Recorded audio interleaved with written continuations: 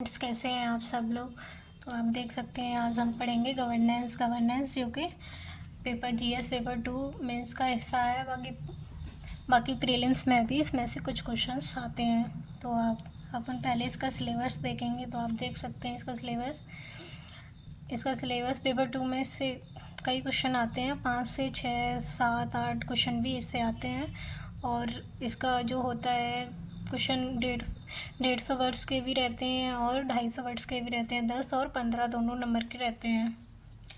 तो आज हम इसका सिलेबस देखते हैं, इसमें कौन कौन सी यूनिट है। तो आप देख सकते हैं इसमें यूनिट 2 है, यूनिट 3 है, यूनिट 6 है, यूनिट 3 है, यूनिट 6 है, यूनिट 9 है, यूनिट 11 है और यूनिट 10 है। और इसके अलावा यूनिट 15 जो कि काफ़ी इम्पोर्टेंट है, ये जीएस पेपर 4 से भी जुड़ती है। यूनिट 15 और यूनिट 15 और यूनिट 16 है इसमें। तो आप देख सकते हैं एक बार इसमें क्या है। कोर्स में यूनिट 2 आपको दिख रही है। तो आप देख सकते हैं यूनिट 2 ये है संघीय स्तर पर प्रशासनिक संगठन। इसमें आएगा पीएमओ आएगा, इसमें केंद्रीय सचिवालय आएगा, मंत्रिमंडलीय सचिवालय आएगा, मंत्रिमंडल सचिव आएगा। राज्य के स्तर पर प्रशासनिक संगठन, स्टेट लेवल के प्रशासनिक संगठन आएंगे और जिसमें राज्य सचिवालय होगा, राज्य निदेशालय होगा, मुख्य सचिव होगा। कानूनी व्यवस्था और तथा संघ राज्य का विवाद भी इसमें होगा। सीबीआई, एनआईए, एनसीटीसी, बहुल स्तरीय नियोजन और संघ राज्य विवाद भी इसमें होगा। वित्त आयोग बनाम नियोजन या नीति आयोग भी इसमें होगा। और अनुदान का प्रशासन और संघात्मक विवाद भी इसमें होगा। जीएनसीटीडी ये हाल ही में चर्चा में रहा था, इसलिए जीएनसीटीडी का सेवाओं पर नियंत्रण भी होना चाहिए या नहीं है। यूनिट 3 में रहेगा लोकपाल, जिसको ओम्बड्समैन भी कहते हैं, और न्यायाधिकरण ट्रिब्यूनल, जिसको ट्रिब्यूनल भी इंग्लिश में कहते हैं। और यूनिट 6 में सचिवालय, मंत्रालय के विभाग, संकल्पना, संवर्ग व्यवस्था, कार्ड सिस्टम जो आईएएस के बाद अपन को रैंक के हिसाब से कार्ड मिलते हैं ना, वही कार्ड सिस्टम होता है। केंद्र सरकार के द्वारा इसके लिए किए गए सुधार के प्रयास।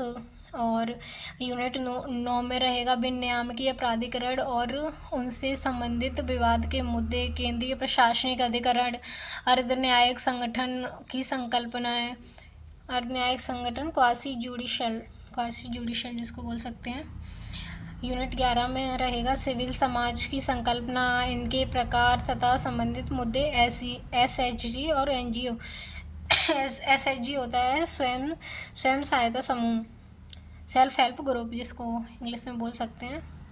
यूनिट 10 में रहेगा ग्रामीण विकास हेतु फोकस और रणनीति, शासन व्यवस्था या गवर्नेंस की संकल्पना, इसके प्रसार और इसका उद्भव तथा विकास। अभी हम इसमें यूनिट 15 में देख सकते हैं। यूनिट 15 का जो कोर्स है वो कुछ जीएस 4 से भी मिलता है। जीएस 4 का भी मैं आपको कोर्स बताऊंगी उसमें क्या क्या है। यूनिट 15 में है पारदर्शिता एवं उत्तरदायित्व है, जिसमें ई गवर्नेंस है। ये पारदर्शिता एवं उत्तरदायित्व, ट्रांसपेरेंसी एंड अकाउंटेबिलिटी, ये आता है, उसमें भी आता है जीएस 4 में। सिटीजन चार्टर भी जीएस 4 में आता है। आरटीआई भी जीएस 4 में आता है। लोकपाल, सामाजिक लेखा परीक्षण, सुनवाई का अधिकार, सेवा गारंटी का अधिकार इत्यादि। और यूनिट 16 से भी जीएस 4 में रहता है रिलेटेड, जैसे सिविल सेवा भी जीएस 4 में रहती है। लोक सेवा और नौकरशाही की संकल्पना, भ्रष्टाचार, तटस्थता और अनामता, न्यूट्रलिटी रहती है, अनामिता तो नहीं रहती है। एनोनिमिटी, भारत में प्रतिनिधि नौकरशाही की चुनौतियाँ।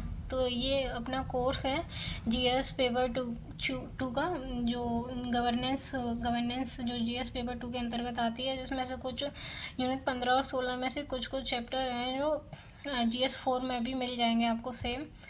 बस थोड़ा सा अंतर पड़ जाता है कि स्टडी वगैरह डालने का, थोड़ा फैक्ट का अंतर पड़ जाता है। बाकी तो आपको काम देंगे ये दोनों चीज़ें।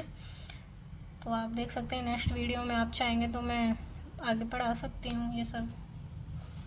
मैं उतना ही पढ़ाती हूँ, एकदम पूरा घुस के नहीं पढ़ाना है, उतना ही पढ़ाना है जिससे आपका एग्ज़ाम में उतने ही पॉइंट याद आए जितना हो सके, जितना ज़रूरी है। वर्णन नहीं करना है, वर्णन करने वाले कभी कर ही नहीं पाते हैं। Thank you.